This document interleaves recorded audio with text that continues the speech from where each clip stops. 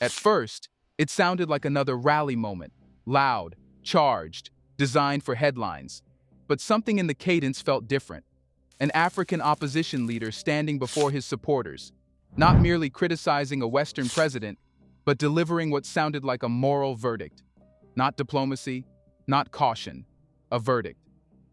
Donald Trump, whether he likes it or not, his term is coming to an end and is going to go to jail unless he does the quickest thing and drink poison. Here was Julius Malema speaking as though history itself had shifted courtrooms. The target was Donald Trump, yes, but the subtext was larger. International law, racial power, legitimacy, and who gets to define global order? Was this reckless provocation, strategic positioning, or a signal that a younger political generation in Africa no longer feels the need to whisper when speaking about Western power? Let's find out.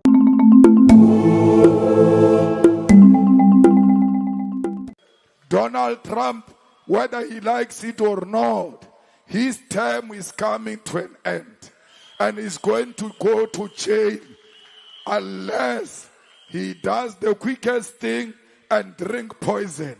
The world will never forgive Donald Trump for what he did by destabilizing the whole world and undermine the international law. Before the insult, before the crowd's reaction settled into rhythm, there was a sentence that changed the temperature of the room. Malema didn't argue policy. He didn't dissect trade agreements or military alliances. He delivered a moral conclusion. He said Trump's term is ending, that judgment is coming, and that consequences are inevitable. That framing matters. Because historically, African politicians have been placed in the position of being evaluated by ratings agencies, by Western media, by international courts, and by foreign policy think tanks. They were the ones under observation. In that moment, the direction reversed. The American president became the subject of African judgment. That is not a small rhetorical move. It is psychological repositioning. For generations, Western leaders spoke about Africa as a problem to be solved. Democracy deficits, governance gaps, corruption indexes, stability concerns. The language always flowed one way, from north to south. Here, Malema speaks as if the global center has shifted, as if the moral authority to assess leadership is no longer geographically fixed. And this is where most commentary misses the point. It is easy to focus on the harsh language. It is harder to recognize the audacity of the posture. Malema is not appealing to American voters. He is not attempting diplomatic persuasion. He is speaking to a domestic audience that sees global instability, wars, sanctions, and financial shocks, and increasingly believes that powerful nations act without facing the same scrutiny they impose on others.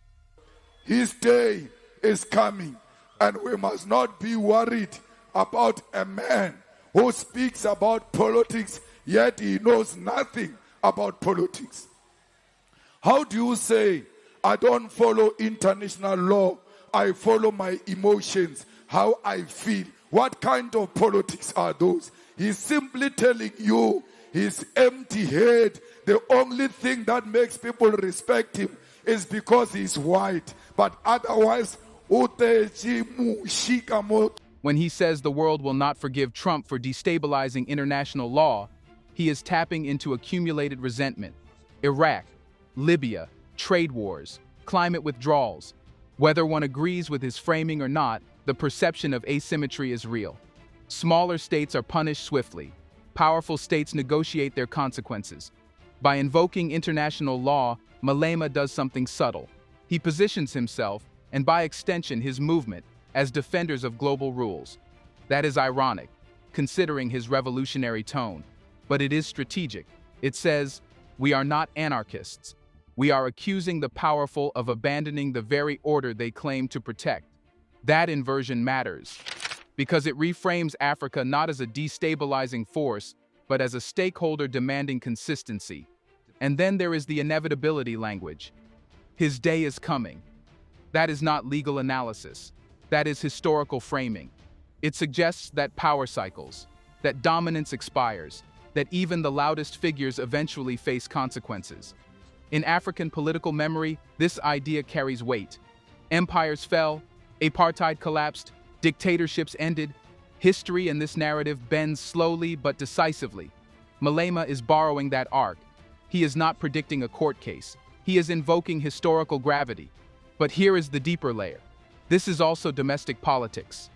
By attacking a global figure with confidence, Malema signals strength to his base. Opposition leaders often build credibility by challenging powerful symbols. Trump is not just an American president in this speech. He became shorthand for Western unilateralism, for racial hierarchy debates, for a period where global diplomacy felt transactional and blunt. Malema is saying, we are not intimidated. Whether that confidence is a strategic calculation or theatrical bravado is secondary. The message to his audience is clear. Africa can speak without permission. And that is the real beginning of this speech. Not the insult, not the outrage. The shift in who feels authorized to judge whom. But once you flip the hierarchy, you must justify it. And that's exactly where he goes next, from moral indictment to a critique of how power is exercised at all. After the verdict comes the accusation, not just that Trump destabilized the world, but that he governed by feeling rather than by law. That line is not random, it is surgical. Malema asks, what kind of politics declares openly that international law does not matter, that emotion is the compass? On the surface, it sounds like mockery. Beneath it, there is something more calculated. International law, especially for smaller or historically exploited nations, is not an abstract theory. It is leverage. It is a shield. It is the thin line that prevents raw power from becoming a permanent rule. African states have lived through periods where law was imposed selectively, where sovereignty meant little when foreign interests intervened. So when a powerful Western leader appears dismissive of multilateral agreements, climate accords, trade norms, or diplomatic conventions, it reinforces an old suspicion. Rules are binding for the weak and flexible for the strong. Malema seizes that suspicion and flips the script. He does something provocative. He casts Africa as the defender of structured order. That is a bold repositioning. The continent that has long been portrayed in Western media as unstable or institutionally fragile is now presented as the voice of consistency. The accusation is not that Africa breaks the rules. It is what the West does, and then lectures others about governance. This framing broadens the battlefield. The speech stops being about Trump's personality and becomes about a global pattern. Unilateral withdrawals, sanctions deployed strategically, and power exercised through impulse rather than consensus. Whether one agrees with that interpretation or not, it resonates with audiences who have watched global institutions bend under geopolitical pressure. But there is another layer. When Malema criticizes emotional politics, he is also drawing a contrast with his own positioning. His tone is fiery, yes. His language is sharp. But he anchors his argument in law, in structure, in ideology. It is a subtle balancing act. He performs outrage while claiming principle. He sounds radical while invoking order. That duality is deliberate. Because once you accuse the powerful of abandoning rules, you must present yourself as grounded in something firmer than anger. Ya Donald Trump, it's a stupid. When you see him, Urnangu Satan. Every time when he appears on TV, you must say, Nangu Satan. So that all our children know that Donald Trump is a devil that wants to destabilize the world peace. And we are for peace. We are for unity. We are for the freedom of all people. Malema says the only reason people respect Trump is that he is white. On the surface, it sounds like provocation, the kind of sentence designed to spark headlines. But beneath it sits something older than Trump, older than modern American politics. He is questioning inherited legitimacy. For centuries, global authority wore a European face. Colonial governors arrived not by invitation but by assumption. Their presence was treated as an order. Their commands were treated as law. Even after formal colonialism ended, the architecture of global power remained largely Western, from financial institutions to security alliances to media narratives. Whiteness, in that historical context, became intertwined with authority. Malema is not debating Trump's policies here. He is confronting that legacy. He is suggesting that global deference is not neutral, that it may still be influenced by history's racial hierarchy. Whether that claim is fair in every instance is debatable, but the emotional memory behind it is real. Many African audiences have watched Western leaders speak bluntly about Africa without losing global standing, while African leaders are scrutinized intensely for missteps. This is where the speech becomes dangerous and deliberate at the same time. Dangerous because race is a volatile terrain in South Africa, a nation still healing from apartheid. Deliberate because Malema knows exactly how deeply that memory runs. The country's history is not abstract, it is lived. Economic inequality still maps along racial lines. Land ownership still reflects colonial dispossession. Global perceptions still carry echoes of who once ruled and who once obeyed. By saying respect is racially conditioned, Malema forces his audience to confront a question that goes beyond Trump. Who decides who is taken seriously in the world? That question widens the frame. It moves from one American president to the structure of global visibility. Western leaders dominate headlines. African leaders are often reduced to crises. Western instability is analyzed. African instability is dramatized. That imbalance shapes perception, and perception shapes power. But Malema cannot stay on that terrain for long. To frame everything as racial would risk collapsing the argument into resentment. So he pivots, not away from race entirely, but toward ideology. Let's pause for a second to say, big thank you to the Black Culture Diary community, where Black voices, stories, and legacies are preserved and amplified. By becoming a member, you're not just supporting the channel, you're becoming part of a powerful cultural movement. Let's continue. This is the moment where the speech could spiral, and it doesn't. After invoking race so directly, Malema pulls back just enough to redefine the battlefield. We don't fight white people, we fight white supremacy. That distinction is not cosmetic, it is structural, because without that line, everything collapses into racial antagonism. With it, the argument shifts from identity to ideology. White supremacy is not a skin tone, it is a system, a belief that one group is inherently entitled to dominate political, economic, or cultural space. By targeting the system instead of individuals, Malema attempts to anchor his rhetoric in structure rather than biology. In South Africa, that difference is not academic, it is existential. The country's democratic transition was built on avoiding collective punishment. The post-apartheid state did not expel white citizens, it redefined citizenship. Malema understands that history. He cannot afford to sound like he is undoing it, so he introduces internationalism. He references Marx and Lenin, white thinkers whose philosophies shaped anti-capitalist and anti-imperial movements globally. The logic is simple but sharp. If your intellectual framework includes white philosophers, how can your struggle be about racial hatred? The implication is that the conflict is not against people, but against structures of domination. This is ideological insulation. He is protecting his movement from being reduced to racial populism. He is reframing it as an anti-imperial doctrine. And this matters geopolitically. Because once the argument is structural, it scales. It is no longer about South Africa alone. It connects to colonial extraction, global financial systems, military alliances, and sanctions regimes, all mechanisms critics argue have preserved unequal power distribution. Of the world, we don't fight white people, we fight white supremacy. And the illiterates will not know the difference. It's up to you, the ground forces, to go door to door explaining to them that we don't hate white people. We are one thing. How can we be internationalists in outlook yet don't want white people?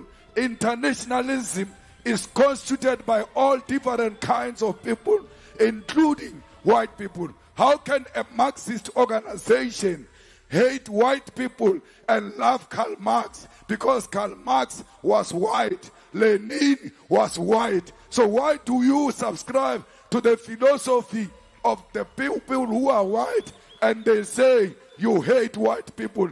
It's not true. There is no white genocide in South Africa. There is black and white love in South Africa. Every white person who loves a fellow black brother is our brother. We will do everything in our power to defend those white people who love South Africa and who love our own people. The language remains fiery, but the foundation becomes theoretical. That pivot does two things at once. It reassures supporters who fear racial polarization, and it signals to critics that the speech is not about expelling anyone. It is about dismantling hierarchy. But rhetoric alone does not sustain a movement. You can define the enemy as a system. You can ground yourself in philosophy. Yet if the message is misunderstood at the grassroots level, it fractures. And Malema seems aware of that risk. Because after drawing the ideological line, he shifts again, from theory to organization. Here's a reminder to please like and share the video, and subscribe to our channel to watch more videos on Black culture, history, civilization, and identity. Let's continue now. After the ideology comes instruction. This is where the speech becomes less theatrical and more revealing. He understands something fundamental. In the age of clipped videos and algorithmic outrage, a single sentence can be weaponized. Context evaporates. Opponents isolate phrases. Narratives are shaped within minutes. If he stops at the stage of rhetoric, he loses control of the meaning, so he decentralizes the explanation. Movements are not sustained by viral moments. They are sustained by repetition at the community level. Door-to-door is not just a metaphor. It is political architecture. It is how liberation movements historically survive censorship. It is how trade unions are organized. It is how anti-apartheid networks spread ideology without relying on hostile media platforms. This is where the speech shifts from performance to infrastructure. He is not just attacking Trump, he is building narrative resilience. There is also a quiet admission embedded in this instruction. He knows the speech will be controversial. He anticipates backlash, and instead of softening the rhetoric, he prepares the base to defend it. That reveals calculation. Because populism without organization burns fast and fades. An organization without emotion never mobilizes. Malema is attempting to hold both emotional ignition on stage, structured explanation on the ground. And then comes another subtle move. He reintroduces unity. Every white person who loves South Africa, he says, is a brother. That sentence operates as a stabilizer. It reassures economic actors. It calms moderate supporters. It signals that despite the intensity, this is not a call for racial rupture. It is a call for ideological alignment. That distinction keeps the political project within the boundaries of constitutional democracy, even while challenging historical hierarchy. But once you instruct the ground forces and reassert unity, there is one final thing a leader must establish: control. And that is where the speech lands next, not in fury, but in discipline. But if you come with a tendency of AfriForum, we'll make sure that you don't enjoy the peace we enjoy. The speech does not end with the insult. It ends with discipline. That is the detail most people miss. After the fire, after the ideological framing, after the instructions to organize, Malema thanks his supporters for their discipline. Not their anger, not their loyalty. Discipline. That word reshapes everything that came before it. Because discipline implies structure, it implies hierarchy, it implies planning, it implies a movement that sees itself as long-term rather than reactive. If the speech were only rage, it would collapse under its own volume. But discipline anchors it. It signals that the rhetoric is part of a strategy, not an uncontrolled outburst. And this is where the deeper geopolitical shift becomes visible.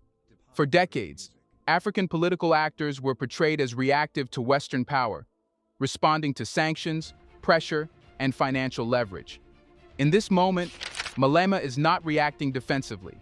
He is defining, he is judging, he is instructing, he is organizing. Whether one agrees with him or not, the posture is assertive. It reflects a generational confidence among segments of African politics, particularly younger movements, that no longer feel obligated to cushion criticism of Western leaders. The psychological barrier has thinned, the deference has eroded. This does not mean global power has equalized. It has not. The United States remains economically and militarily dominant, but psychological power is shifting, and psychological shifts often precede structural ones. Malema's closing discipline message suggests he understands this is a long contest, not between races, not between individuals, but between narratives of legitimacy. Who defines order? Who defines morality? Who is allowed to judge whom? By ending in discipline, he positions his movement as an organized challenger to an old hierarchy, not chaotic disruptors of it. And that may be the real significance of the speech, not an insult, not the provocation, but the confidence to speak upward and the control to end calmly. That combination is not accidental, it is strategic. Let us know in the comments section. Do you agree with anything he said? Do you want to watch more videos like this one? If so, subscribe to our channel and press the bell icon next to it. We have decided to bring videos on something nobody talks about: the Black culture, civilization, history, and evidence about how glorious Blacks have been. Thanks for watching, and until the next video, stay tuned.